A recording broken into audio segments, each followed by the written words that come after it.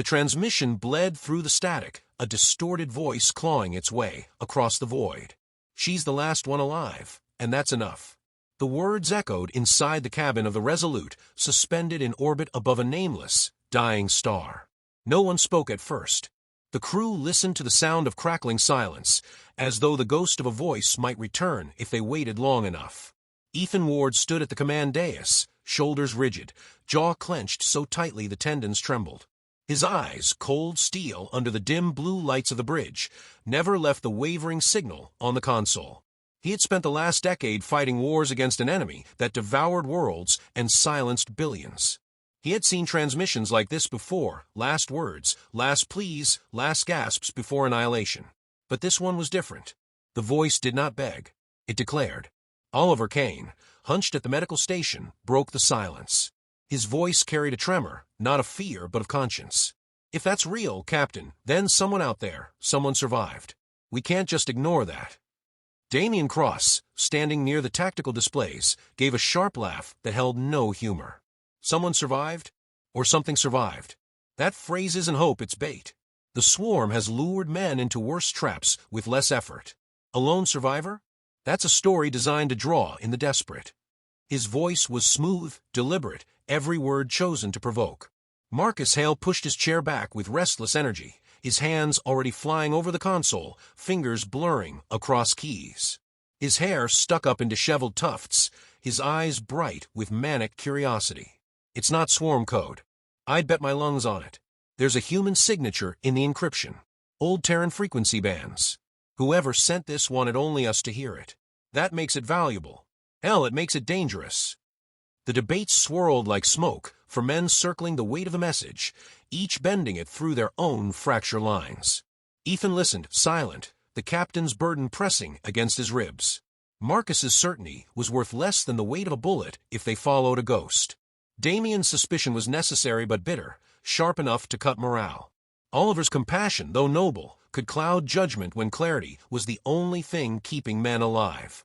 Finally Ethan spoke. His voice carried a rough edge, shaped by years of command and nights without sleep. "We've been drifting on fumes, fighting scraps. Every time we engage the swarm, it costs us more than it gains. You all know that.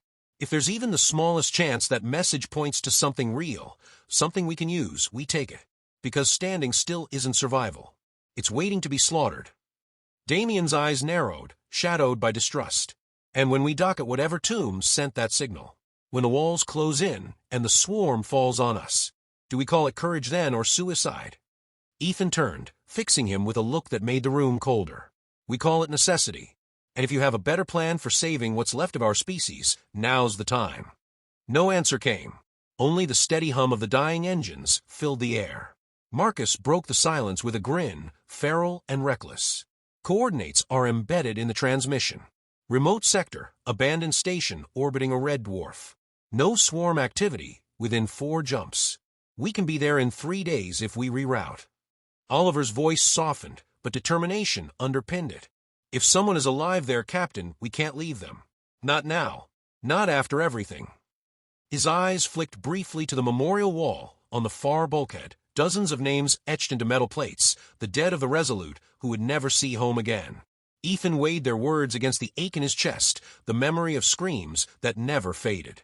He knew what Damien would say if given more time, that survival was a numbers game, and saving one life risked before they had left. But Ethan had learned something Damien never understood. Wars are not won with numbers alone. They are won by what men believe is worth dying for. His decision was swift, cold, and absolute. "Plot the course, Marcus. Oliver, prep med bay in case that survivor isn't just a voice. Damien, run full tactical scans and double security protocols. If it's a trap, we'll spring it on our terms." The crew moved, each man swallowed by his station, though tension lingered like static in the air. The stars stretched into spears as the Resolute leapt into faster-than-light transit, carrying them into the dark. Hours later, when most had retreated to restless silence, Ethan lingered alone on the bridge.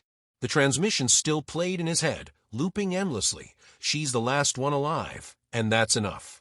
A woman's voice, fragile yet unbroken. Who was she? What did she mean? He closed his eyes, and for a moment imagined that the voice belonged to one of the countless he had failed to save. He forced the thought away. He could not afford ghosts. Footsteps drew him back. Damien stood in the doorway, his face unreadable in the shadows. "You're leading us into death," he said softly, not as an accusation but as prophecy. Ethan met his gaze. "Then we make sure it counts." The jump ended with a shudder that rippled through the hull, lights flickering as the Resolute dropped back into real space. Before them hung the station, orbiting a dying star that glowed like a wound against the void. It was vast, its surface scarred by battle, rotating with the uneven grace of a crippled leviathan. No signals pulsed from it. No ships guarded its perimeter. It drifted alone, a corpse in orbit. Marcus leaned forward, eyes wide at the sight. Power levels minimal. Life signs faint. Damn near nothing. But it's there. Just one. Maybe two. Oliver whispered under his breath, as if to himself, "Then it's true." Damien's hands gripped the railing so tightly his knuckles whitened. "Or it's the swarm feeding us just enough to keep us hopeful before they strike." Ethan's voice cut through the tension, calm and sharp. "We're docking." As the magnetic clamps locked against the station's hull, a vibration rattled through the Resolute, deep and unsettling, like the heartbeat of something long thought dead. The crew exchanged wary glances. They had been in 100 battles together, seen horrors that stripped men of sanity, but this silence, this waiting dread, was something else. Ethan rose, fastening the straps of his armor, his voice low but commanding. "Arm up. We move together. No heroics, no hesitation. Whatever waits inside, we face it as one." The airlock hissed, steel grinding against steel, and the smell of burned metal and stale air drifted in. The corridor beyond was dark, a throat of shadow leading deeper into the station. For a moment, no one moved. The voice still echoed in Ethan's skull, steady and resolute. "She's the last one alive, and that's enough." And then the lights flickered inside the station, once, twice, before dying completely. The corridor swallowed them in black. The darkness pressed in like a living thing, thick and suffocating, the kind that swallowed sound and memory alike. Ethan's visor flicked to life, casting the corridor ahead in a sterile green glow. His breathing was steady, practiced, but his pulse betrayed him, thudding in his ears as he led the team forward. The walls were scorched, warped by fire and impact, as though something had clawed its way through the metal rather than merely destroy it. Marcus muttered behind him, his voice barely contained. "Systems are dead. No auxiliary, no life support, no, wait. That's impossible. Power cells are registering just enough current to keep the station alive. Someone's been throttling it deliberately." Damien's reply came sharp and low, like the edge of a blade. "Or something. Keep your theories to yourself until we've seen proof." He stalked behind them, rifle raised, every step calculated, every glance suspicious. Oliver brought up the rear, his eyes less on the corridor than on his comrades. He studied the way Marcus's hands trembled despite his bravado, the way Damien's jaw stayed locked as if he were holding back more than just words. "Stress fractures," Oliver murmured, more to himself than to anyone else. "And we're only 5 steps in." They reached a junction where the corridor split, one path leading toward the medical sector, the other toward the command deck. Ethan paused, scanning the faint outlines. Dust floated in weightless sheets, disturbed only by their movements. "We split. 2 and 2. We'll cover more ground." "Not wise," Damien countered immediately. "We're safer as one unit. Divide and we bleed." "Divide," Ethan said evenly, "and we find what we're here for before the swarm catches wind of us. Marcus, you're with Damien. Command deck. Oliver, you're with me. Medical sector." His tone brooked no argument. He understood Damien's distrust. Hell, he shared it, but momentum mattered more than consensus. They parted ways, boots clanging softly on the metal floor. Marcus shot a nervous grin at Damien, earning only a glare in return. Ethan led Oliver down the left corridor, the air growing colder with every step. The medical bay doors hissed open reluctantly, their hydraulics whining in protest. The room beyond was a charnel house. Stasis pods stood in neat rows, most cracked open, their glass shattered, interiors smeared with residue that had long since dried. Ethan moved forward cautiously, sweeping the room with his rifle, while Oliver knelt by one of the pods. His gloved hand hovered above the surface before tracing the jagged glass. "They weren't opened," Oliver whispered. "They were broken from the inside. Whatever was in here fought to get out." His voice carried no fear, only grief, as though he were reading names on a gravestone. Ethan scanned the wall terminals, most shattered, some flickering faintly. One screen pulsed with fragments of corrupted logs. He keyed the interface, static and broken video filling the screen. A woman's face appeared, pale and haggard, her eyes bloodshot but steady. "If she survives," the woman said, her voice warping through static, "humanity survives. Remember that. Remember." The recording cut off in a shriek and the feed died, leaving the screen blank. Oliver rose slowly, meeting Ethan's eyes. "This isn't just a survivor. This is something engineered. Project Athena." He had seen enough classified operations in his medical tenure to recognize the tone of a scientist who believed too much in her own creation. Before Ethan could answer, the comm crackled in his ear. Marcus's voice came through, breathless and panicked.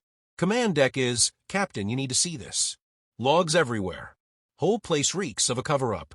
And wait, what the hell is?" The transmission cut in static.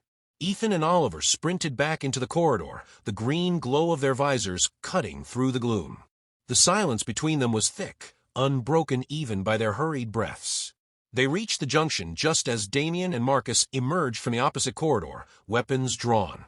Marcus looked pale, sweat dripping down his temple. The command deck was a graveyard.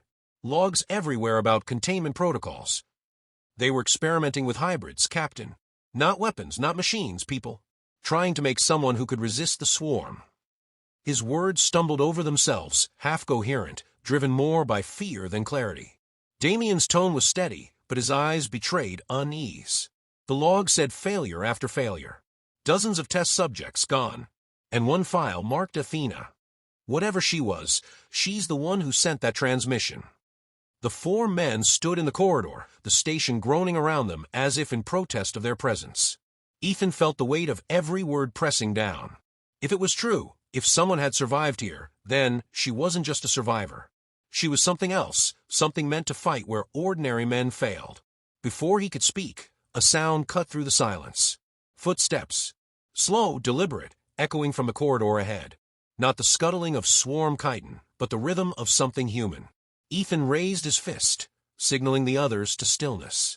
They pressed back against the wall, weapons leveled. The sound grew nearer, each step dragging slightly, as though burdened by weight unseen. The figure emerged into the glow of their visors. For a heartbeat, hope sparked. A man in tattered station uniform, face gaunt, eyes wide. He stumbled forward, lips moving as though trying to speak. Then he collapsed, writhing on the floor. His body convulsed, limbs jerking at impossible angles, veins glowing faintly beneath his skin.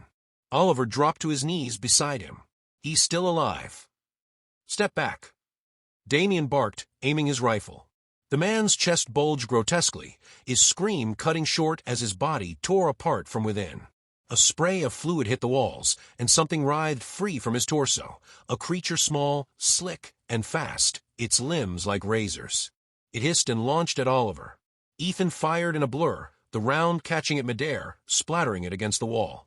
Another scream rang from deeper in the corridor, then another. Shapes moved in the shadows, dozens of them, the remnants of whatever had been bred here. Marcus staggered back, eyes wild. They left them alive. Oh God, they left them alive. Ethan grabbed him by the collar, shoving him against the wall to snap his focus. "Weapons up. Hold the line." The corridor exploded with movement as creatures swarmed from the dark, their bodies twisting, half human, half alien, abominations of failed experiments. Damien fired in controlled bursts, precise and merciless. Oliver fought beside Ethan, his compassion burned away by necessity, his face set in grim resolve. Marcus screamed as he unleashed plasma bursts down the corridor, his panic fueling his aim. Ethan's voice cut through the chaos, commanding, unyielding. "We move now. Back to the docking bay." They fought their way through the tide, every step a struggle, every shot a lifeline. The abominations shrieked, some dying, others crawling after them with relentless fury. Blood and fire painted the walls as the four men carved a path through the nightmare. At last they reached the docking junction, slamming the bulkhead behind them. The door sealed with a hiss, muffling the howls on the other side. They stood in the flickering light, chests heaving, armor slick with blood and sweat. Ethan turned, his face a mask of resolve. "This isn't a tomb. It's a nest. And whatever Athena is, she's still in here. The silence that followed the pounding was heavier than the noise itself. The bulkhead stood intact, but every man on the Resolute's away team knew that silence in place like this was never mercy. It was prelude. Ethan kept his rifle trained on the sealed door, but his mind was already 3 steps ahead, mapping exits, counting ammunition, calculating how long 4 men could outlast an army bred in the dark. "We can't hold this position," Damien said flatly, wiping gore from his visor. "The next wave will tear us apart. If you insist on chasing phantoms, Captain, you'll doom us all." His tone carried no heat, only cold certainty, as if survival itself were a logical equation, and Ethan had already failed to solve it. Ethan didn't turn. "We didn't come here to hold. We came here to find the source of that transmission. Somewhere in this maze, someone is alive. Someone who scared the swarm badly enough to pull back. That makes her worth more than all of us combined." Marcus let out a short, unsteady laugh. His hands shook as he tried to reload, the magazine clattering once before snapping into place. "You saw what we just fought. Those weren't swarm soldiers, they were mistakes. Failures locked in cages until they broke free. If this Athena survived among that," he trailed off, unable to finish the thought. Oliver placed a steadying hand on Marcus's shoulder, grounding him. His voice carried a warmth that was rare in this place, a gentleness that refused to die. "That's why she matters. If she endured where all those others perished, then she's not like them. She's not a failure. She's proof that something human can resist." Damien's eyes flicked to him, sharp as glass. "Or proof that something human no longer exists. You're all too eager to believe in miracles. You've forgotten that every miracle has a price." Ethan finally turned, his gaze locking with Damien's.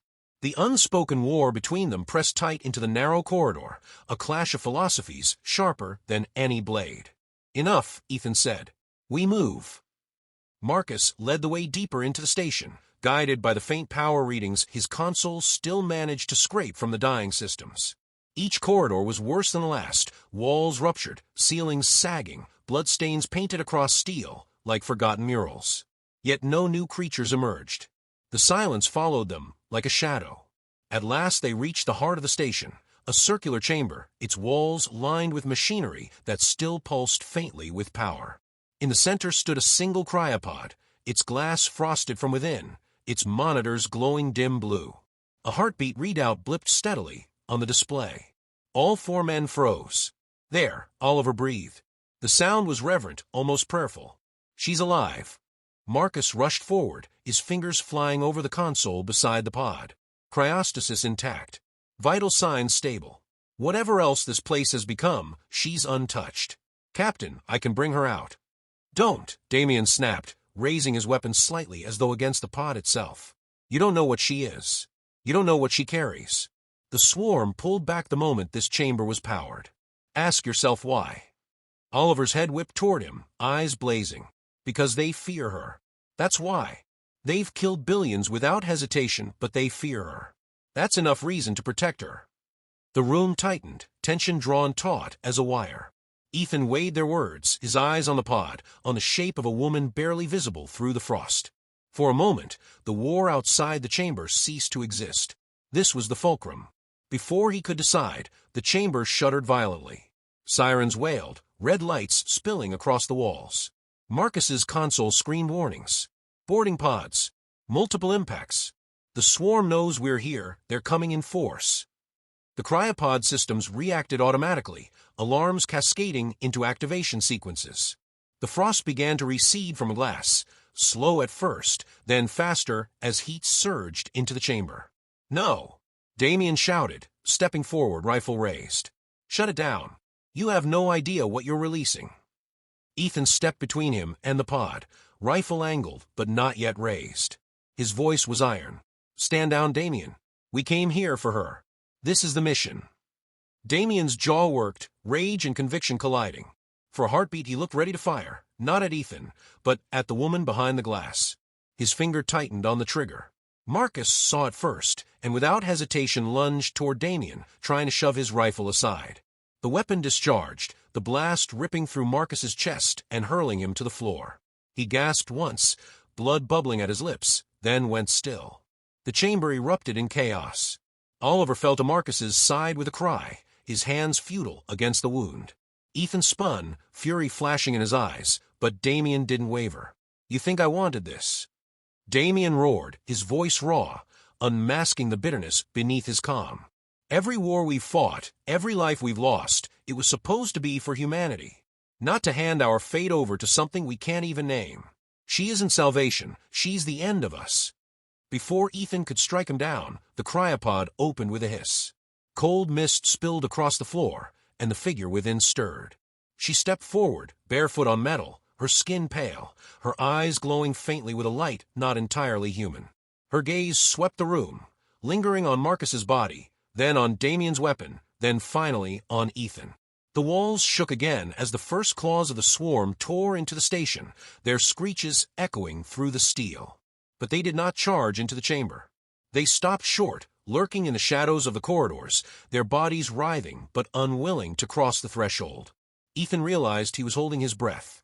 So was Oliver, his hand still pressed to Marcus's lifeless chest. Damien alone found his voice, though it cracked as he spoke. "Look at her. Look at what you've unleashed. Even the swarm knows she doesn't belong."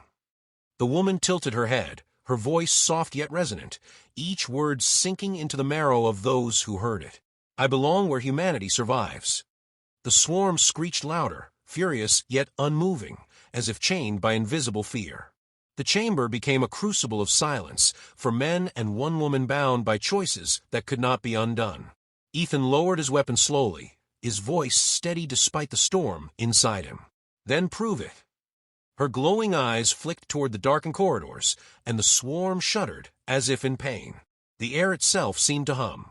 Damien took a step back, sweat gleaming on his brow. For the first time, the man who believed in nothing but cold survival looked afraid. The woman's voice was calm, certain, a whisper carried like thunder. "They retreat because I am here. They know what I am, what I was made to be, and they know they cannot kill me." The howls of the swarm receded into the distance, like a tide pulling back. The station settled into uneasy stillness. Ethan's heart pounded, every instinct torn between awe and terror. Marcus lay dead, Oliver trembled with grief, Damien seethed with dread, and yet Ethan felt something deeper, sharper resolve. Whatever she was, whatever price she demanded, the war had shifted the moment she stepped out of that pod. He raised his rifle again, not at her, but in salute. "Then it's you and us against the swarm. That's the only choice left." Her faint smile was not human, but her nod was. The lights above flickered.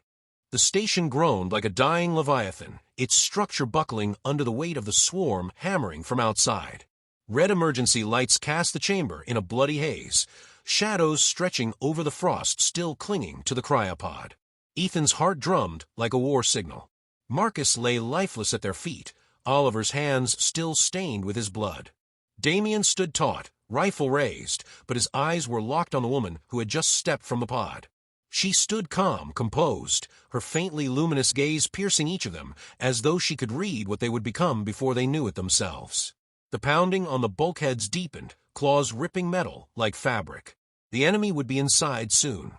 Ethan forced his voice steady, forcing the team back into motion. "We move to the core. The logs mentioned a weapon, one tied to her. If the swarm fears her, then she's the key." Oliver rose from Marcus's side reluctantly, grief carved into every line of his face. His compassion hadn't faded, but it was transmuting into something harder, sharper, resolve. "Then we make sure Marcus didn't die for nothing," he whispered, slinging his rifle with uncharacteristic certainty. Damien gave a cold laugh, brittle as glass. "Listen to yourselves. You're clinging to myth. She isn't salvation. She's a knife pointed at humanity's throat. If we use her, we won't just win the war. We'll lose everything that made us worth saving." Ethan met his stare, unblinking. "We've already lost everything else. What's left is survival." The woman tilted her head at Damien, her expression unreadable. "You fear me because you cannot control me." But control was never the answer. Resistance was. Her voice rang with quiet authority, carrying the weight of a verdict. The words hung between them as they pressed forward. Corridors buckled and shook as they moved, alarms shrieking in their wake. Abominations scuttled from the shadows, but faltered at her presence, retreating with shrill cries. Where once the men would have fought tooth and nail for every meter, now the way opened before them, like prey scattering before fire. The path ended at a massive chamber, the station's power core, its reactor pulsing dimly at the heart. Consoles lined the walls, cracked but alive, waiting. A central terminal sat atop a raised dais, its displays inscribed with encrypted warnings. Marcus's absence burned in Ethan's chest. This was his domain, but now the responsibility fell on them. The woman stepped forward, placing her hand on the interface. Instantly, the reactor stirred, systems blooming awake like a flower forced open by the sun. Streams of data flowed across the displays, all centered on her. Oliver flinched at the sight, his medic's instinct recognizing the strain it inflicted. Her veins glowed faintly, energy bleeding into the machine as though she and the station were one. Ethan's mind raced. This is it. Project Athena. A weapon keyed to her biology. The station shuddered again as a thunderous crash echoed overhead. The swarm had breached. Time was collapsing around them. Damien's voice cut sharp through the tension. If we fire that weapon, we give her the trigger. We make her the fulcrum of what's left of our species. And once she has that power, what stops her from turning it against us? He leveled his rifle at the terminal, at her. His hands didn't tremble, but his eyes betrayed a flicker of desperation. Oliver stepped between them, his rifle angled down, but his voice fierce. You killed Marcus because you were afraid. Are you going to kill her too? How many times will you destroy what you don't understand before you realize fear is your only compass? The reactor roared as if answering for them. Ethan knew a decision had to be made before the enemy flooded the chamber. He turned to the woman, searching her glowing eyes. If you do this, if you fire, what happens to you? She smiled faintly serene. I was made for this, to be the weapon and the shield. If I burn out, then I burn for humanity. That is enough.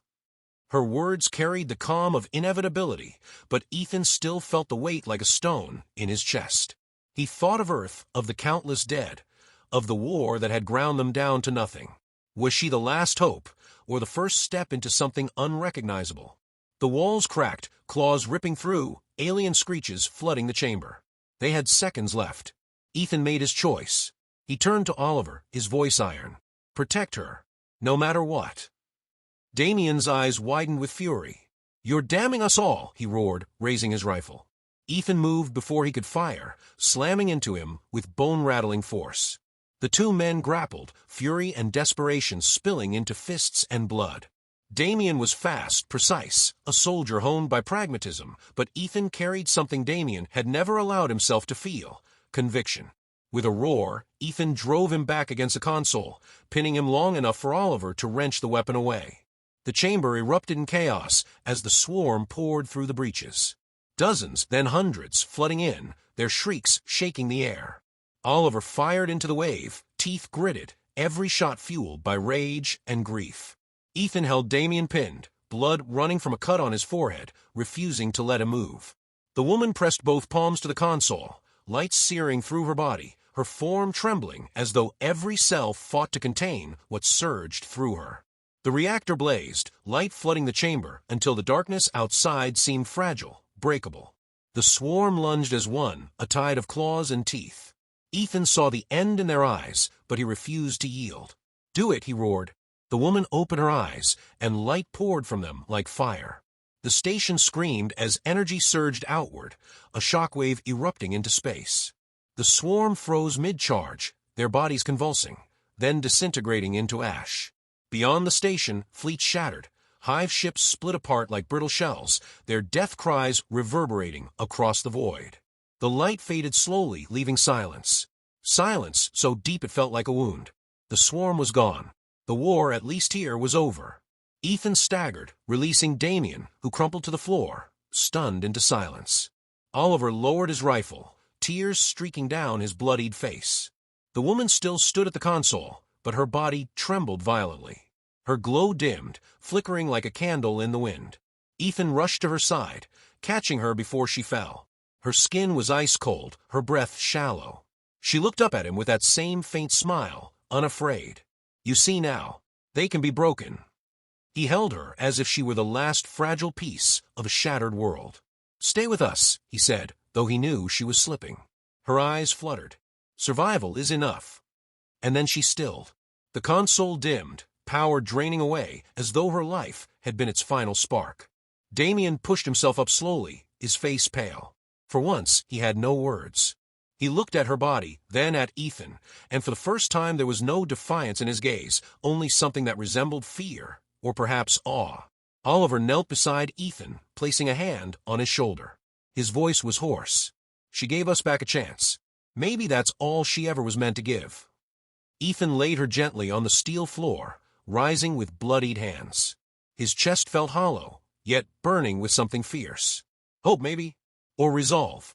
He looked at his surviving men, then at the silent void beyond the fractured hull. The war was not done, but humanity had been.